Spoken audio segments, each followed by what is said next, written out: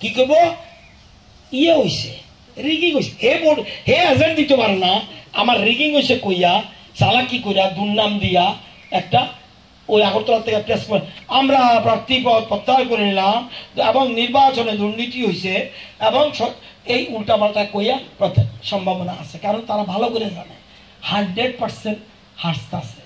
100% হারতে আছে এবং এই কেন্দ্র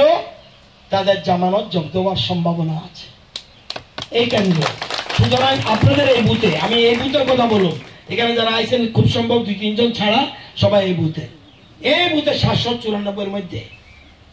ভোট কাস্ট নিব 700 মধ্যে 680 পাইছি ভারত মাতা কি জয় ভারত মাতা কি জয় এখানে মন্ডল সমিতি আছে জেনারেল সেক্রেটারি ডিস্ট্রিক্টের আছে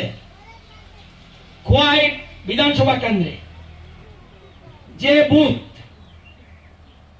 পার্সেন্টেজ অনুসারে হাইয়েস্ট পাইব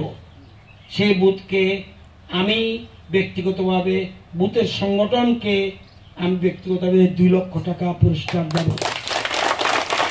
52টার মধ্যে যে বুথ ভালো করে বুঝছেন 52টার মধ্যে যে বুথ হাইয়েস্ট গ্যাপ রাখতে পারবো পার্সেন্টেজ অনুসারে সেটা যদি সিঙ্গিছড়া হয় সিঙ্গিছড়া যদি 18 হয় 18 সে যদি 1 হয় 1